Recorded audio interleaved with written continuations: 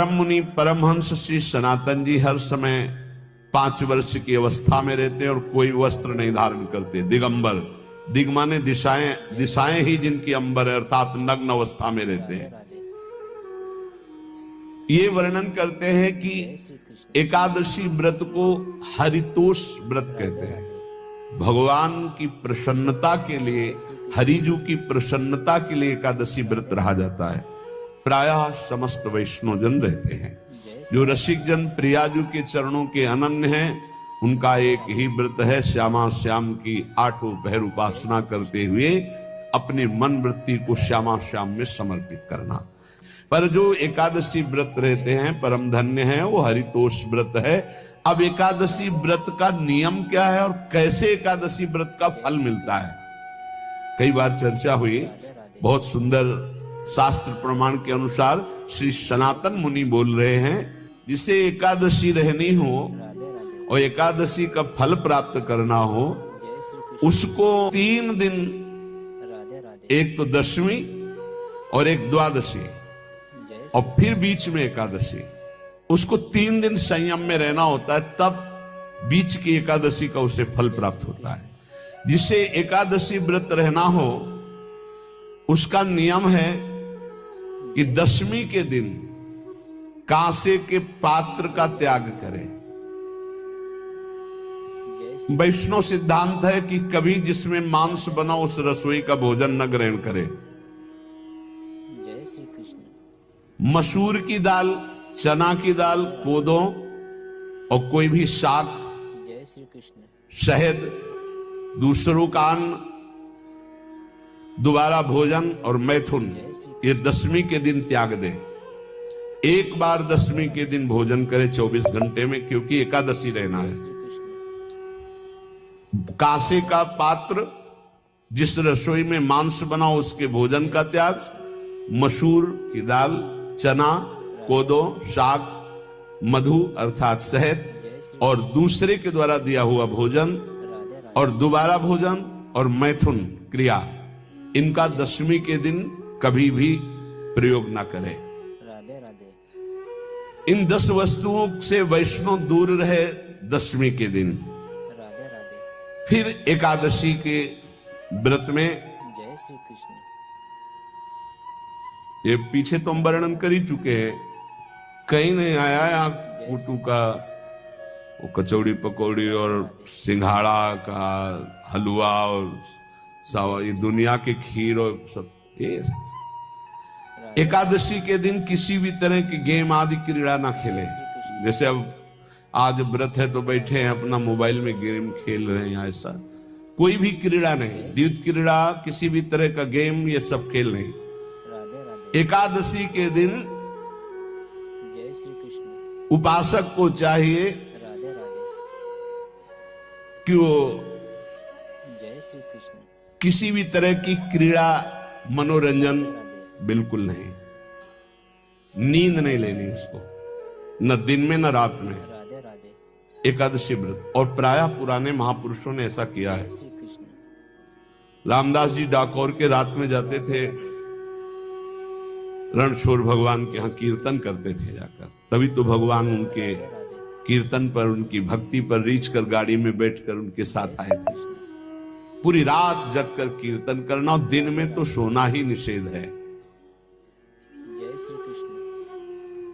पान खाना निषेध है, एकादशी को बिल्कुल नहीं।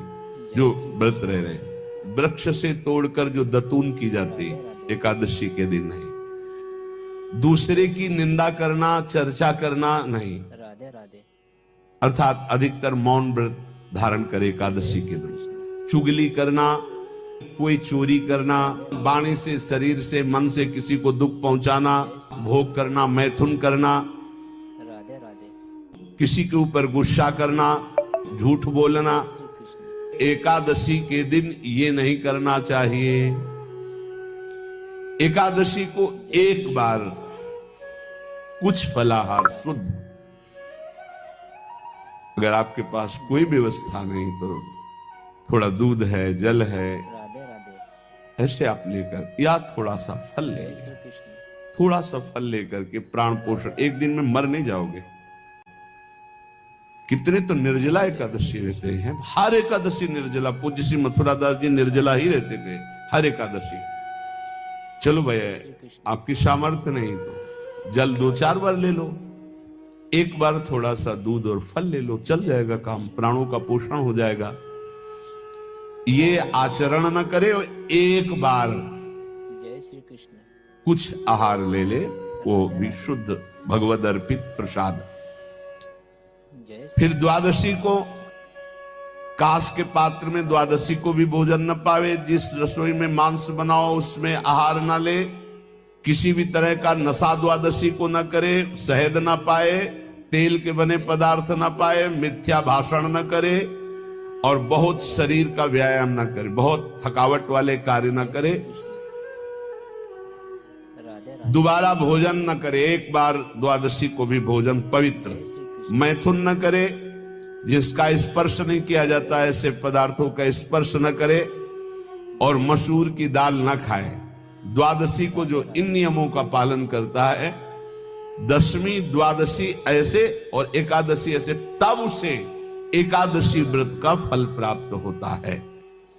जय श्री कृष्ण उपासक को चाहिए राधे राधे कि इन नियमों से व्रत का अनुष्ठान करे, मनमानी आचरण न करे। सबसे प्रार्थना जो एकादशी रहते हो, राधे राधे हरितोष व्रत इसे कहते हैं, भगवान की प्रसन्नता के लिए रहा जाता है, रहना चाहिए। जो अपनी आचार्य परंपरा में है, जैसे जिनका सिद्धांत है, पर रहने का सिद्धांत ये श्री सनत कुमार जी वर्णन, श्री सनक जी महाराज, ये सनत कुमार जी वर्णन की।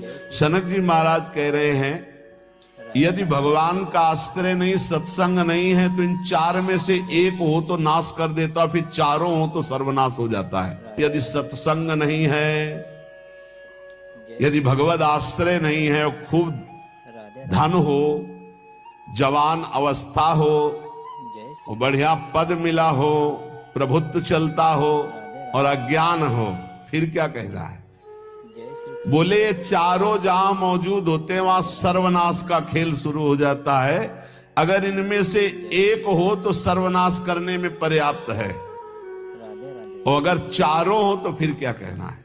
जय जवान हो, खूब रुपया पैसा हो, कोई पद हो, कोई अधिकार हो बड़ा, फिर और अज्ञानी हो, तो बोले एक नाश कर देगा, फिर चारों तो नाश ही कर देंगे। और अगर सत्संगी है तो ये चारों महान कार्य कर देंगे। राधे राधे जवान है, खूब दूसरों की सेवा, मेहनत पूर्वक धन संपत्ति कमाकर माता पिता की सेवा, परिवार की सेवा,